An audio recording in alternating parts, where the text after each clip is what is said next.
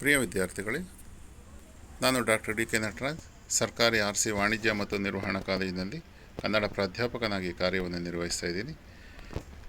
ಈಗಾಗಲೇ ನಾನು ನಿಮಗೆ ಕೆಲವು ವಿವರಗಳನ್ನು ಕೊಟ್ಟಿದ್ದೇನೆ. ಇದು ಬೆಂಗಳೂರು ನಗರ ವಿಶ್ವವಿದ್ಯಾಲಯದ 1ನೇ ಸೆಮಿಸ್ಟರ್ BCom ಕನ್ನಡ ಪಠ್ಯದಲ್ಲಿ ಮೊದಲ ಭಾಗದಲ್ಲಿ ನಾಡು ನುಡಿ ಚಿಂತನೆ ಎನ್ನುವಂತಹ ಭಾಗದಲ್ಲಿ ಒಂದು ಪದ್ಯ ಇದೆ. ಗೋಪಾಲಕೃಷ್ಣ ಅಡಿಗರು ಬರೆದಿರುವಂಥ ಪದ್ಯ ಕಟ್ಟುವೆವು ನಾವು. ಇದರ 2 ಭಾಗವನ್ನು ನಾನು ಈಗಾಗಲೇ ವಿವರಿಸಿದ್ದೀನಿ. ಹೊಸ ನಾಡನ್ನು ಕಟ್ಟುವಂತಹ ಸಂದರ್ಭದಲ್ಲಿ ಯಾರು ಅದಕ್ಕೆ ಮುಂದೆ ಹೋಗಬೇಕು, ಯುವಕರನ್ನು ಹೇಗೆ ಒಗ್ಗೂಡಿಸಬೇಕಾಗುತ್ತದೆ, ನಮ್ಮಲ್ಲಿರುವಂಥ ಅಸಮಾನತೆ ನಾಡು ಕಟ್ಟುವಂಥ ವಿಷಯಕ್ಕೆ ಬರಬಾರ್ದು. ಯಾಕೆ ಅಂತಂದರೆ ನಾಡನ್ನು ಕಟ್ಟುವಾಗ ನಮ್ಮಲ್ಲಿರುವಂಥ ಜಾತಿ ಅಥವಾ ಧರ್ಮ ಅಥವಾ ಇತರೆ ಯಾವುದೇ ಒಂದು ರೂಢಿಗಳು ಅಥವಾ ಸಂಪ್ರದಾಯಗಳು, ನಮ್ಮ ಮೂಢನಂಬಿಕೆಗಳು ಅದು ಅಡ್ಡಿಯನ್ನು ಉಂಟು ಮಾಡಬಾರದು ಎನ್ನುವುದನ್ನು ಅವರು ಹೇಳ್ತಾ ಹೋಗ್ತಾರೆ. ಅದಾದಮೇಲೆ ಈ ಎಲ್ಲವನ್ನು ಸಹಿತ ಮೀರಿ ನಾವು ಹೊಸ ನಾಡನ್ನು ಕಟ್ಟಬೇಕಾಗುತ್ತದೆ ಅಂತ ಹೇಳ್ತಾರೆ. ಆದರೆ ಆ ಸಂದರ್ಭದಲ್ಲಿ ಆಗುವಂಥ ಒಂದು ಸಮಸ್ಯೆ ಏನಪ್ಪ ಅಂತಂತಂದರೆ, ಈ ಹಸಿವಿನ ಸಮಸ್ಯೆ ನಮ್ಮನ್ನು ಕಾಡೋದಕ್ಕೆ ಪ್ರಾರಂಭ ಮಾಡುತ್ತದೆ. ಅದಕ್ಕೆ ಅದನ್ನು ನಾಶ ಮಾಡ್ಕೋಬೇಕಾಗತ್ತೆ. ಅದಕ್ಕೆ ಮುಂದಿನ ಭಾಗದಲ್ಲಿ ಅವರು ಹೇಳ್ತಾ ಹೋಗ್ತಾರೆ, ಇರುವೆಲ್ಲವನ್ನು ಎಲ್ಲ ಜನಕ್ಕೆ ತೆರವಾಗಿಸುವ ಸಮಬಗೆಯ ಸಮಸುಖದ ಸಮದುಃಖದ ಸಾಮರಸ್ಯದ ಸಾಮಗಾನದ ಹರಿಯ ಮೇಲೆ ತೇಲಿ ಬರದಿದೆ ನೋಡು ನಮ್ಮ ನಾಡು. ಇಲ್ಲೇ ಈ ಎಡೆಯಲ್ಲೇ ನಮ್ಮ ಮುಂಗಡೆಯಲ್ಲೇ ಅಳಲುಗಳ ಹೆಡೆಯಲ್ಲಿ ಸೋಲುಗಳ ತೊಡೆಯಲ್ಲಿ ಅರಳೀತು ನಮ್ಮ ನಾಡು. ನಮ್ಮೆದೆಯ ತುಂಬಿರುವ ಅದರ ನರಗುಂಪು ಹೊರಹೊಮ್ಮುವುದ ಕಾದು ನೋಡು. ಉತ್ಸಾಹ ಉದ್ವೇಗ ಉದ್ರೇಕಗಳ ವೀರ ಯುವಜನದ ನಾಡು ಗುಡಿಯು, ಅದರ ಹಾರಾಟಕ್ಕೆ ಬಾನೆಗಡಿಯು. ಬರಲು ಬಿಡವೆಂದಿಗೂ ಅದಕ್ಕೆ ತಡೆಯು. ತಡೆಯುವವರು ಬನ್ನಿರೋ, ಹೊಡೆಯುವವರು ಬನ್ನಿರೋ, ಕೆಡೆ ನುಡಿಯುವ ಕೆಡಬಗೆವ ಕೆಡಕು ಜನರೇ ಬನ್ನಿ. ಕೊಟ್ಟೆವಿದೋ ವೀಳೆಯವನು ನಿಮ್ಮೆಲ್ಲರನ್ನು ತೊಡೆದು ನಿಮ್ಮ ಮಸಣದ ಮೇಲೆ ಕಟ್ಟುವೆವು ನಾವು ಹೊಸ ನಾಡೊಂದನು ಸುಖದ ಬೀಡೊಂದನು. ಏರುತಿಹುದು ಆರುತಿಹುದು ನೋಡು ನಮ್ಮ ಬಾವುಟ ಅಂತ. ಅಂದರೆ ನಾವು ಖಂಡಿತವಾಗಿ ಸಹಿತ ಜಯಶಾಲಿಗಳಾಗ್ತೇವೆ ಅನ್ನೋದು ಕವಿಯ ಒಂದು ಆಸೆ ಇದು. ಅದಕ್ಕೆ ಇಲ್ಲಿ ಈ ಭಾಗದಲ್ಲಿ ಹೇಳ್ತಾ ಹೋಗ್ತಾರೆ, ನಮ್ಮನ್ನು ಕಾಡುವಂಥ ಸಮಸ್ಯೆಗಳು ಯಾವುದು? ಈ ಹಸಿವು ಆಗಿರ್ಬೋದು, ಜಾತಿ ಧರ್ಮ ಆಗಿರ್ಬೋದು, ನಮ್ಮಲ್ಲಿರುವಂಥ ನಂಬಿಕೆಗಳಾಗಿರ್ಬೋದು, ಅಥವಾ ಅಸಮಾನತೆ ಆಗಿರ್ಬೋದು, ಈ ಎಲ್ಲವನ್ನು ಸಹಿತ ಮೀರಿ ನಾವು ಹೊಸ ನಾಡನ್ನು ಕಟ್ತೀವಿ. ಹಾಗಿದ್ರೆ ಹಸಿವಿನ ಸಮಸ್ಯೆ ಇದೆ. ಅದಕ್ಕೆ ಹೇಳ್ತಾರೆ, ಇದೊಂದು ರೀತಿಯ ಸಮಾಜವಾದದ ಆಲೋಚನೆ ಇದು. ಇರುವೆಲ್ಲವನ್ನು ಎಲ್ಲ ಜನಕ್ಕೆ ತೆರವಾಗಿಸುವ, ಅಂದರೆ ಯಾರ ಬಳಿಯೋ ಸಂಪತ್ತಿರುತ್ತೆ, ಯಾರದ ಬಳಿಯೋ ಭೂಮಿ ಇರುತ್ತದೆ, ಆ ಬಂಡವಾಳಶಾಹಿಗಳು ನಮ್ಮನ್ನು ಆಳ್ತಾ ಇರ್ತಾರೆ, ಅವರ ಅಡಿಯಲ್ಲಿ ನಾವು ಇರಬೇಕಾಗುತ್ತದೆ. ಆದರೆ ಇಷ್ಟೆಲ್ಲ ಇದ್ದರೂ ಸಹಿತ ಏನಪ್ಪ ಅಂತಂತಂದರೆ ಅವರು ಹೇಳ್ತಾರೆ, ಇರುವೆಲ್ಲವನ್ನು ಎಲ್ಲ ಜನಕ್ಕೆ ತೆರವಾಗಿಸುವ, ಇರುವಂತಹ ಸಂಪತ್ತನ್ನು ಎಲ್ಲ ಜನಗಳಿಗೂ ಸಹಿತ ಸಿಗುವಂತೆ ಮಾಡುವಂಥದ್ದು. ಅಂದರೆ ಅಸಮಾನತೆಯನ್ನು ನಿವಾರಣೆ ಮಾಡುವಂಥದ್ದು, ಸಂಪತ್ತಿನ ಸಮಾನ ಹಂಚಿಕೆ ಅಂತ ಕರೀತಾರೆ ಅದನ್ನು. ಸಮಬಗೆಯ ಸಮಸುಖದ ಸಮದುಃಖದ ಸಾಮರಸ್ಯದ ಸಾಮಗಾನ ಲಹರಿಯ ಮೇಲೆ ತೇಲಿ ಬರಲಿದೆ ನೋಡು ನಮ್ಮ ನಾಡು ಅಂತ. ಸಮಬಗೆಯ ಎಲ್ಲರೂ ಒಂದೇ ಎನ್ನುವಂಥ ಮನೋಭಾವ, ಸಮಸುಖ ಎಲ್ಲರೂ ಸಹಿತ ಒಂದೇ ರೀತಿಯ ಸಂತೋಷವನ್ನು ಅನುಭವಿಸುವಂಥದ್ದು, ಸಮದುಃಖದಲ್ಲಿ ನೋವಾಗೋದಾದರೆ ಬೇರೆಯವ್ರಿಗೂ ಸಹಿತ ಅಷ್ಟೇ ನೋವಿರುತ್ತದೆ. ಆ ರೀತಿ ನಮ್ಮಲ್ಲಿ ಸಹಬಾಳ್ವೆಯನ್ನು ಸೃಷ್ಟಿ ಮಾಡುವಂತಹ ಒಂದೇ ರೀತಿ ಈ ಸಾಮಗಾನ ಲಹರಿ ಅಂತ ಕರಿತೀವಿ, ಒಂದೇ ರೀತಿ ಬರುವಂಥದ್ದು ಹಾಡು. ಆ ರೀತಿಯ ಒಂದು ನಾಡನ್ನು ನಾವು ಸೃಷ್ಟಿ ಮಾಡ್ತೀವಿ. ಆ ನಾಡು ಇದು ಕನಸಿನ ನಾಡು, ಅಡಿಗರು ಹೇಳುವಂಥ ಕನಸಿನ ನಾಡು. ತೇಲಿ ಬರದಿದೆ ನೋಡು ನಮ್ಮ ನಾಡು. ನಾವೆಲ್ಲ ಹೋರಾಟ ಮಾಡಿದ್ರೆ ಈ ರೀತಿ ಯಾರೂ ಬಡವರಾಗೋದಿಲ್ಲ, ಎಲ್ಲರೂ ಸಹಿತ ಸಂತೋಷವಾಗಿ ಸಮಾನವಾಗಿ ಬದುಕೋದಕ್ಕೆ ಸಾಧ್ಯ ಆಗುತ್ತದೆ ಅಂತಂದ್ಬಿಟ್ಟು ಇಲ್ಲಿ ಹೇಳ್ತಾ ಹೋಗ್ತಾರೆ. ಸೊ ಇಂತಹ ನಾಡನ್ನು ನಾವು ಕಟ್ಟಬೇಕು ಅಂತಂದ್ಬಿಟ್ಟು ಇಲ್ಲಿ ಹೇಳ್ತಾ ಹೋಗ್ತಾರೆ. ಅದಕ್ಕೆ ಹೇಳ್ತಾರೆ ಮುಂದುವರೆದು, ಇಲ್ಲೇ ಈ ಎಡೆಯಲ್ಲಿ ನಮ್ಮ ಮುಂಗಡೆಯಲ್ಲಿ ಅಳಲುಗಳ ಹೆಡೆಯಲ್ಲಿ ಸೋಲುಗಳ ತೊಡೆಯಲ್ಲಿ ಅರಳೀತು ನಮ್ಮ ನಾಡು. ಅದು ಬಹಳ ದೂರ ಇಲ್ಲ ಅಂಥ ನಾಡನ್ನು ಕಟ್ಟುವಂಥದ್ದು, ಹತ್ತಿರದಲ್ಲೇ ಇದೆ. ನಮ್ಮ ನೋವಿನ ಒಂದು ಕೆಳಗಡೆನೇ ಇದೆ. ನಾವು ಅದನ್ನು ನೋವನ್ನು ಸ್ವಲ್ಪ ಕಳೆದು ಬಿಟ್ಟರೆ ಸಾಕು, ಖಂಡಿತವಾಗಿಯೂ ಸಹಿತ ನಮಗೆ ಅಂತಹ ನಾಡು ಸಿಕ್ಕುತ್ತದೆ. ನಾವು ಸೋಲ್ತಾ ಇರ್ಬೋದು ನಿಜ, ಆದರೆ ಒಳ್ಳೆಯ ನಾಡನ್ನು ನಾವು ಕಟ್ಕೊಳ್ಳೋದಕ್ಕೆ ಸಾಧ್ಯ ಆಗುತ್ತದೆ. ಸೋಲು ಎನ್ನುವುದು ಗೆಲುವಿನ ತಳಹದಿ ಅಂತ ಕರೀತಾರಲ್ಲ, ಆ ರೀತಿಯಲ್ಲಿ. ಅಂದರೆ ಒಂದೇ ಸಾರ್ತಿ ಜಯವನ್ನು ಸಾಧಿಸ್ತೀವಿ ಅಂತಲ್ಲ, ಪ್ರತಿ ಹೆಜ್ಜೆಯೂ ಸಹಿತ ಮುಖ್ಯ. ಆ ಪ್ರತಿ ಹೆಜ್ಜೆಯೂ ಸಹಿತ ನೋವನ್ನು ತರ್ತಾ ಇರುತ್ತೆ.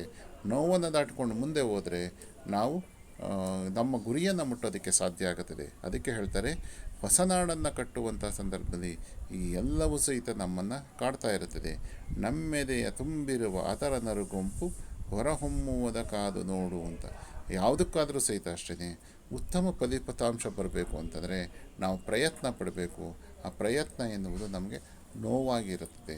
ಅನೇಕ ಸಂದರ್ಭದಲ್ಲಿ ಅದನ್ನು ಮಾಡೋಕ್ಕೆ ನಾವು ಚೆನ್ನಾಗಿ ಓದೋದು ಅಂದರೆ ತುಂಬ ಕಷ್ಟಪಡಬೇಕಾಗುತ್ತೆ. ಅದೊಂದು ರೀತಿಯಲ್ಲಿ ಯಾತನೆ ಅದು.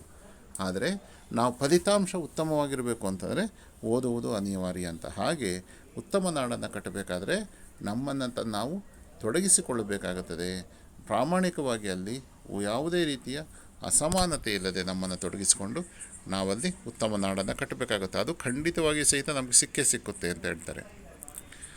ಹಾಗಿದ್ರೆ ಯಾವಾಗ ಅದನ್ನು ಮಾಡಬೇಕಾಗತ್ತೆ? ಉತ್ಸಾಹ, ಉದ್ವೇಗ, ಉದ್ರೇಕಗಳ ವೀರ ಯುವಜನದ ನಾಡಗುಡಿಯು ಅಂತ. ಯುವಕರಲ್ಲಿ ಆ ಉತ್ಸಾಹ ಇರುತ್ತೆ, ಮತ್ತು ಉದ್ರೇಕ ಇರುತ್ತದೆ, ಎಕ್ಸೈಟ್ಮೆಂಟ್ ಅನ್ನೋದು ಇರುತ್ತದೆ. ಆ ಯುವಜನತೆಯನ್ನು ಒಳಗೊಂಡಿರುವಂತಹ ನಾಡಗುಡಿ ಏನಪ್ಪ ಅಂತಂತಂದರೆ ಈ ಒಂದು ನಮ್ಮ ನಾಡು. ಅದರ ಹಾರಾಟಕ್ಕೆ ಬಾನೆಗಡಿಯು. ಆ ಒಂದು ಉತ್ಸಾಹ ಮತ್ತು ಉದ್ರೇಕಕ್ಕೆ ಗಡಿ ಯಾವುದು? ಬಾನೆ ಗಡಿ ಅಂತ, ಆಕಾಶವೇ ಗಡಿ ಅಂತ. ಆಕಾಶ ಅಂತಂದರೆ ನೀವು ಎಷ್ಟು ಹೋದ್ರೂ ಸಹಿತ ಮೇಲಕ್ಕೆ ಹೋಗ್ತಾನೆ ಇರ್ಬೋದು. ಆ ರೀತಿ ಉತ್ಸಾಹ ಅನ್ನೋದು ಇರಬೇಕಾಗತ್ತೆ ನಮಗೆ. ಬರಲು ಬಿಡವೆಂದಿಗೂ ಅದಕ್ಕೆ ತಡೆಯು. ಅದಕ್ಕೆ ಯಾವುದೇ ಕಾರಣಕ್ಕೂ ಸಹಿತ ನಾವು ತಡೆಯನ್ನು ಹಾಕೋದಕ್ಕೆ, ಉತ್ಸಾಹಕ್ಕೆ ತಡೆಯನ್ನು ಹಾಕೋಕ್ಕೆ ಹೋಗಬಾರ್ದು. ಆ ರೀತಿ ಎಲ್ಲರನ್ನೂ ಸಹಿತ ಮುಂದೆ ಹೋಗುವಂತೆ ಮಾಡಿ ಹೊಸ ನಾಡನ್ನು ಕಟ್ಟಬೇಕು. ಅಕಸ್ಮಾತ್ ಯಾರಾದರೂ ಸಹಿತ ಈ ರೀತಿ ಹೋರಾಟವನ್ನು ಮಾಡ್ತಾಯಿದ್ರೆ ಹತ್ತಿಕ್ಕುವಂಥವರು ನಮ್ಮಲ್ಲಿ ಜಾಸ್ತಿ ಪ್ರಜಾಪ್ರಭುತ್ವದಲ್ಲಿ. ಒಳ್ಳೆಯ ಕೆಲಸಕ್ಕೆ ಕೈ ಹಾಕಿದ್ರೆ ಅನೇಕರು ಅಡ್ಡಿಯನ್ನು ಉಂಟು ಮಾಡ್ತಾ ಇರ್ತಾರೆ. ಅದಕ್ಕೆ ಇಲ್ಲಿ ಹೇಳ್ತಾರೆ, ಯಾರಾದರೂ ಅಡ್ಡಿಯನ್ನು ಉಂಟು ಮಾಡೋರಿದ್ದರೆ ಆಗ ಹೇಳ್ತಾರೆ ಇವರು, ತಡೆಯುವವರು ಬಂದಿರೋ, ಹೊಡೆಯುವವರು ಬಂದಿರೋ, ಕೆಡೆ ನುಡಿಯುವ ಕೆಡೆ ಬಗೆವ ಕೆಡಕು ಜನರೇ ಬನ್ನಿ. ಯಾರು ನಮ್ಮ ಹೋರಾಟಕ್ಕೆ ಅಡ್ಡಿಯನ್ನು ಉಂಟು ಮಾಡ್ತೀರಾ ಅವ್ರು ಬನ್ನಿ. ನೀವು ನಮಗೆ ಹೊಡಿಬೇಕು ಅನ್ನೋದಾದರೆ, ನಮ್ಮನ್ನು ನಾಶ ಮಾಡಬೇಕು ಅನ್ನೋದ್ರೆ ನೀವು ಬನ್ನಿ. ಕೆಡೆ ನುಡಿಯುವ, ಕೆಟ್ಟ ನುಡಿಯನ್ನು ಮಾತನಾಡುವಂಥದ್ದು, ಕೆಡೆ ಬಗೆವ, ಕೆಟ್ಟದ್ದನ್ನು ಬಯಸುವಂಥದ್ದು, ಕೆಡಕು ಜನರೇ ಬನ್ನಿ. ನಮ್ಗೆ ಅಡ್ಡಿಯನ್ನು ಉಂಟು ಮಾಡಬೇಕು ಅನ್ನೋದಾದರೆ ನೀವು ಬನ್ನಿ. ನಮ್ಮ ಉತ್ಸಾಹಕ್ಕೆ ಅಡ್ಡಿಯನ್ನು ಉಂಟು ಮಾಡಬೇಕು, ನಮ್ಮ ಹೋರಾಟಕ್ಕೆ ಅಡ್ಡಿಯನ್ನು ಉಂಟು ಮಾಡಬೇಕು, ಉತ್ತಮ ರಾಷ್ಟ್ರವನ್ನು ನಾವು ನಿರ್ಮಾಣ ಮಾಡೋಕ್ಕೆ ಹೋದಾಗ ನಮ್ಗೆ ಅಡ್ಡಿಯನ್ನು ಉಂಟು ಮಾಡಬೇಕು ಅಂತ ಕೆಟ್ಟ ಆಲೋಚನೆಯ ಕೆಟ್ಟದ್ದನ್ನು ನುಡಿಯುವಂತಹ ಜನಗಳೇ ನೀವು ಬನ್ನಿ. ನೀವೇನಾದರೂ ಬಂದರೆ ಕೊಟ್ಟೆವಿದೋ ವೀಳೆಯವನು, ನಾವು ಆಮಂತ್ರಣ ಕೊಡ್ತೀವಿ. ನಾವೇನು ಸಹಿತ ಸುಮ್ಮನೆ ಇರೋದಿಲ್ಲ. ನಾವು ನಿಮ್ಮ ವಿರುದ್ಧ ಹೋರಾಟವನ್ನು ಮಾಡ್ತೀವಿ. ನಿಮ್ಮೆಲ್ಲರನ್ನು ತೊಡೆದು ನಿಮ್ಮನ್ನು ಬಿಟ್ಟು ಹೋಗ್ತೀವಿ ಮುಂದಕ್ಕೆ ಅಂತ ಹೇಳ್ತಾರೆ. ನಮಗೆ ವಿರುದ್ಧವಾಗಿ ನೀವು ಹೋರಾಟ ಮಾಡೋದಾದರೆ ನಾವು ಉತ್ತಮ ರಾಷ್ಟ್ರವನ್ನು ಕಟ್ಟಬೇಕು ಅಂತ, ಒಳ್ಳೆಯ ನಾಡನ್ನು ಕಟ್ಟಬೇಕು ಅಂತ ಪ್ರಯತ್ನ ಪಡ್ತಾಯಿದ್ದೀವಿ. ನೀವು ಕಟ್ಟೋದಿಲ್ಲ ಅನ್ನೋದಾದರೆ ನಿಮ್ಮೆಲ್ಲರನ್ನು ತೊಡೆದು ನಿಮ್ಮನ್ನು ಬಿಟ್ಬಿಡ್ತೀವಿ. ನಿಮ್ಮ ಮಸಣದ ಮೇಲೆ ಕಟ್ಟುವೆವು ನಾವು ಹೊಸ ನಾಡೊಂದನು. ನಿಮ್ಮನ್ನು ನಾಶ ಮಾಡಿ ನಾವು ಹೊಸ ನಾಡನ್ನು ಕಟ್ಟೋದಕ್ಕೆ ಪ್ರಯತ್ನ ಪಡ್ತೀವಿ. ಸುಖದ ಬೀಡೊಂದನು, ಸುಖವನ್ನು ಕೊಡುವಂಥ ಬೀಡವನ್ನು, ಒಂದು ನಾಡನ್ನು ನಾವು ನೆಲೆ ರೂಪಿಸ್ತೀವಿ ಅಂತಂದ್ಬಿಟ್ಟು ಹೇಳ್ತಾರೆ. ಆ ರೀತಿ ಆದಂಥ ಸಂದರ್ಭದಲ್ಲಿ ಅಲ್ಲಿ ಬಾವುಟ ಹಾರುತ್ತದೆ. ಏರುತ್ತಿಹುದು ಆರುತ್ತಿಹುದು ನೋಡು ನಮ್ಮ ಬಾವುಟ. ಖಂಡಿತವಾಗಿಯೂ ಸಹಿತ ನಮಗೆ ಜಯ ಸಿಕ್ಕುತ್ತದೆ ಅಂತಂದ್ಬಿಟ್ಟು ಹೇಳ್ತಾರೆ. ಕವಿ ಗೋಪಾಲಕೃಷ್ಣ ಅಡಿಗರು ಇಲ್ಲಿ ಮಹತ್ವಾಕಾಂಕ್ಷಿಗಳು. ಒಳ್ಳೆಯ ನಾಡನ್ನು ಕಟ್ಟಬೇಕು ಎನ್ನುವಂಥ ಆಲೋಚನೆಯನ್ನು ಒಳಗೊಂಡಿರುವಂಥವ್ರು. ಬಡತನ ಇರಬಾರ್ದು, ದಾರಿದ್ರ್ಯ ಇರಬಾರ್ದು, ಜಾತಿ ಧರ್ಮದ ಅಸಮಾನತೆ ಇರಬಾರ್ದು, ಆ ದಿಸೆಯಲ್ಲಿ ನಮ್ಮಲ್ಲಿನ ಒಗ್ಗಟ್ಟು ಸಹಬಾಳ್ವೆ ನಾಶ ಆಗಬಾರ್ದು. ಅಂತಹ ನಾಡು ನಮ್ಮದಾಗಬೇಕು. ಪ್ರಾಮಾಣಿಕತೆ ಇರಬೇಕು, ಭ್ರಷ್ಟಾಚಾರ ಅನ್ನೋದಿರಬಾರ್ದು. ಈ ರೀತಿ ಎಲ್ಲ ಆಲೋಚನೆಗಳನ್ನು ಸಹಿತ ಈ ಒಂದು ಪದ್ಯದಲ್ಲಿ ತುಂಬೋದಕ್ಕೆ ಪ್ರಯತ್ನ ಪಟ್ಟಿದ್ದಾರೆ. ಅಂದರೆ ನಮ್ಮ ಆಲೋಚನೆಗಳು, ನಮ್ಮ ಗುರಿ ಯಾವಾಗಲೂ ಸಹಿತ ಪ್ರಾಮಾಣಿಕವಾಗಿರಬೇಕು. ಆ ನಿಟ್ಟಿನಲ್ಲಿ ಒಂದು ಉತ್ತಮವಾದಂಥ ನಾಡನ್ನು ನಾವು ಕಟ್ಟಬೇಕಾಗುತ್ತದೆ. ಅದು ಇವತ್ತೂ ಸಹಿತ ಮಾಡಬೇಕಾದಂಥ ಅನಿವಾರ್ಯತೆ ಇದೆ ಅಂತಂದರೆ ಇದಕ್ಕಿಂತಲೂ ಸಹಿತ ಬೇರೆ ವಿಪರ್ಯಾಸ ಇಲ್ಲ. ಅಂದರೆ 70 ವರ್ಷ ಆದರೂ ಸಹಿತ ನಾವು ಇನ್ನೂ ಅದೇ ರೀತಿ ಆಲೋಚನೆ ಮಾಡಬೇಕಾದಂಥ ಪದ್ಯ. ಇದು ಬರೆದಿರೋ ತುಂಬ ಹಳೆಯದು, ಆದರೆ ಇವತ್ತೂ ಸಹಿತ ನಮ್ಗೆ ಅದೇ ಸಮಸ್ಯೆ ಕಾಡ್ತಾ ಇದೆ ಅಂತಂದರೆ ನಾವು ನಿರ್ದಿಷ್ಟ ಗುರಿಯನ್ನು ಮುಟ್ಟಿಲ್ಲ. ಕಾರಣ ಏನಪ್ಪ ಅಂದರೆ ನಮ್ಮಲ್ಲಿರುವಂತಹ ಜಾತಿ ಮತದ ಮತ್ತು ನಮ್ಮಲ್ಲಿರುವಂತಹ ರೂಢಿಯ ಒಂದು ಅಥವಾ ಸಂಪ್ರದಾಯಗಳ ಒಂದು ಅಡ್ಡಿ, ಅದರಲ್ಲೇ ನಾವು ಮುಳುಗೋಗ್ತಾ ಇದ್ದೀವಿ. ಹೊಸ ನಾಡನ್ನು ಕಟ್ಟುವಲ್ಲಿ ನಾವು ವಿಫಲರಾಗ್ತಾ ಇದ್ದೀವಿ ಎನ್ನುವಂತಹ ಒಂದು ಮನೋಭಾವ ಅಥವಾ ಪ್ರಶ್ನೆ ಇಲ್ಲಿ ನಮಗೆ ಉದ್ಭವಿಸ್ತಾ ಇದೆ. ಅದಕ್ಕೇ ಅಡಿಗರು ಬಹಳ ಹಿಂದೆಯೇ ಇಂತಹ ನಾಡನ್ನು ಕಟ್ಟಬೇಕು ಎನ್ನುವುದನ್ನು ಈ ಕಟ್ಟುವೆವು ನಾಡು ಎನ್ನುವಂತಹ ಪದ್ಯದಲ್ಲಿ ಹೇಳಿರುವುದನ್ನು ನೋಡ್ಬೋದು. ಅತ್ಯಂತ ಒಂದು ಒಳ್ಳೆಯ ಪದ್ಯ ಇದು. ಒಂದು ದೇಶಭಕ್ತಿಯನ್ನು ಮೂಡಿಸುವಂತಹ ಒಂದು ಪದ್ಯ. ನಾವೆಲ್ಲರೂ ಸಹಿತ ಒಂದೇ ಅಂತಂದ್ಬಿಟ್ಟು ಅದನ್ನು ನಮ್ಮಲ್ಲಿ ರೂಪಿಸುವಂತಹ ಹೊಸ ಮಹತ್ವಾಕಾಂಕ್ಷೆಯನ್ನು ಹುಟ್ಟಿಹಾಕುವಂಥ ಪದ್ಯ ಈ ಕಟ್ಟುವೆವು ನಾವು ಎನ್ನುವಂಥ ಎಂ ಗೋಪಾಲಕೃಷ್ಣ ಅಡಿಗರ ಪದ್ಯ. ನಾನು ಈಗಾಗಲೇ 2 ವಿಡಿಯೋಗಳಲ್ಲಿ ವಿವರಿಸಿದ್ದೀನಿ. ಉಳಿದಂತಹ ಒಂದು ವಿಷಯವನ್ನು ನಾನು ಈ ವಿವರಣೆಯನ್ನು ಈ ಒಂದು ವಿಡಿಯೋದಲ್ಲಿ ವಿವರಿಸಿದ್ದೀನಿ. ಬಹುಶಃ ಅರ್ಥ ಆಗಿದೆ ಅಂತ ಅನಿಸುತ್ತೆ.